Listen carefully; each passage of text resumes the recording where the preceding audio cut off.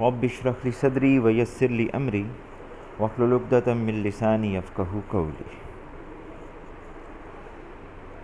ہم ابتدا کر رہے ہیں سورۃ الانفال سے، اور آج کے سبق کے اندر ہم آیت نمبر 1 سے لے کر آیت نمبر 4 تک پڑھیں گے۔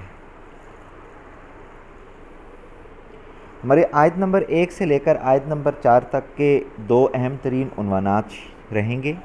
سب سے پہلا عنوان مال غنیمت کا حکم، جبکہ دوسرا عنوان ایمان والوں کی صفات اور اس پر ملنے والا انعام بیان کیا جائے گا۔ آیت نمبر 1 سے لے کر آیت نمبر 4 تک کے جو ہمارے اہم ترین ٹاپک ہیں وہ دو ہیں۔ سب سے پہلا ٹاپک ہے مال غنیمت کا حکم، اور دوسرا ٹاپک ہے ایمان والوں کی صفات اور اس پر ملنے والا انعام۔ ہم اپنے پہلے عنوان کی طرف آئیں گے، مال غنیمت کا حکم۔ آپ بخوبی واقف ہیں کہ مال غنیمت در حقیقت وہ مال ہوتا ہے کہ جب مسلمان اسلام کی سربلندی کے لیے نان مسلم سے جنگ کرتے ہیں، جہاد کرتے ہیں، تو جب مسلمان جیت جاتے ہیں تو کافروں کا جو بھی مال مسلمانوں کے قبضے میں آ جاتا ہے وہ مال غنیمت کہلاتا ہے، اور اس مال کو اللہ تعالیٰ نے قرآن پاک کی سٹیٹمنٹ کے مطابق پاکیزہ ترین مال فرمایا ہے، تو لہٰذا اس کے احکام بھی اس قدر اعلیٰ درجے کے ہوں گے۔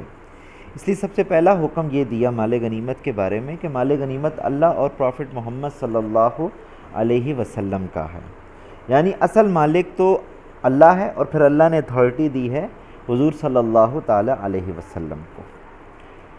دوسرا اہم ترین جو حکم دیا وہ یہ دیا، فرمایا کہ تم مال غنیمت کے معاملے میں اللہ سے ڈرو، یعنی کہیں یہ نہ ہو کہ تم مال کی لالچ میں آ کے اللہ کا خوف ختم کر بیٹھو۔ اس لیے فرمایا کہ جس قوم میں جب تک خوف خدا باقی رہتا ہے وہ قوم تب تک انصاف کے تقاضوں کو پورا کرتی ہے، لیکن جس لمحے خوف خدا ختم ہو جاتا ہے پھر نا انصافی شروع ہو جایا کرتی ہے۔ اس لیے دوسرا حکم دیا اللہ سے ڈرو۔ تیسرا حکم دیا، فرمایا آپس کے تعلقات، آپس میں جو تعلقات ہیں وہ درست رکھو، یعنی کہیں مال کی لالچ میں آ کے آپس کا ریلیشن شپ خراب نہ کر بیٹھو، ہمیں ایسا نہیں کرنا، بلکہ آپس کے تعلقات تم نے درست رکھنے ہیں۔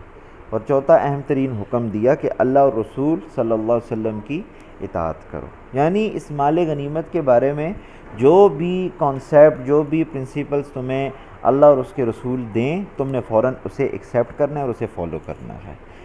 آنے والی آیات کے اندر اسی کانسیپٹ کو بیان کیا گیا ہے۔ بسم اللہ الرحمن الرحیم۔ یسألونک عن الانفال، پیغمبر وہ آپ سے مال غنیمت کے بارے میں سوال کرتے ہیں۔ کل آپ فرما دیجئے انفال للہ والرسول، مال غنیمت اللہ اور اس کے رسول کا ہے۔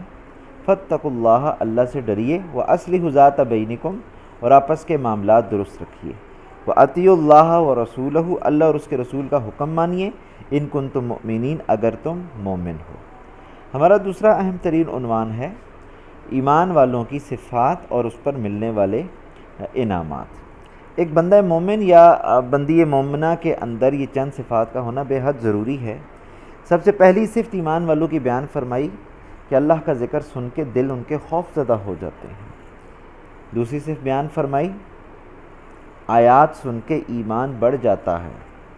ظاہری بات ہے کسی آیت کے اندر جنت کا ذکر، کسی آیت کے اندر دوزخ کا ذکر، کسی آیت کے اندر موت کا ذکر، تو فرمایا جس لمحے وہ اللہ کے قرآن کی آیات سنتے ہیں ان کے ایمان کی کنڈیشن میں، فیلنگز میں مزید اضافہ ہوتا ہے۔ تیسری نشانی بیان فرمائی اللہ پر بھروسہ کرتے ہیں، یعنی انسان کی زندگی میں مختلف طرح کی پرابلمز آتی ہیں، لیکن جب انسان اللہ پر ٹرسٹ کرتا ہے تو اللہ تعالیٰ اس کی پرابلم کو سولو کر دیتا ہے۔ چوتھی نشانی بیان فرمائی نماز قائم کرتے ہیں۔ نماز قائم کرنے کا مطلب یہ ہوتا ہے کہ انسان کو معلوم ہو کہ نماز کے اندر فرائض کتنے ہیں، واجبات کتنے ہیں، سنت کتنے ہیں، کن چیزوں سے نماز ٹوٹ جاتی ہے، کن چیزوں سے سجدہ صحف مجھ پہ لازم آئے گا۔ یہ تمام تر چیزیں وہ ہیں خشوع اور خضوع کے ساتھ نماز ادا کرنا جو نماز قائم کرنے کے مطلب میں آتی ہیں۔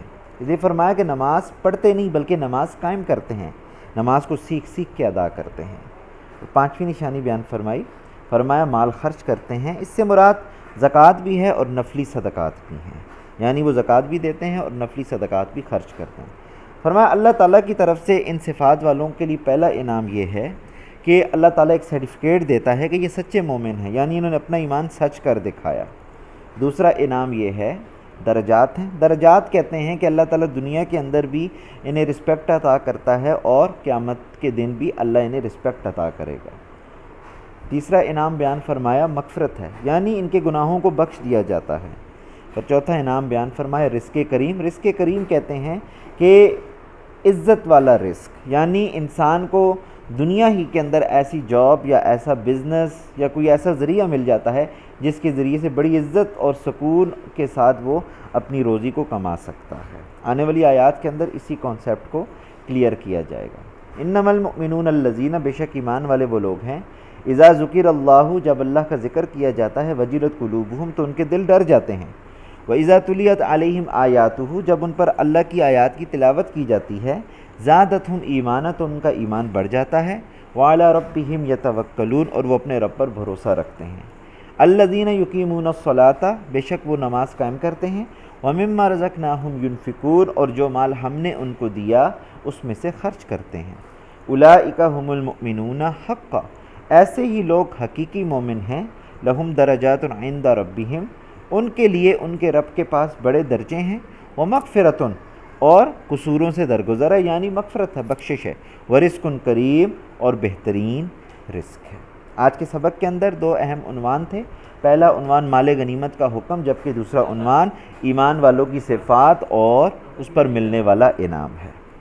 جزاکم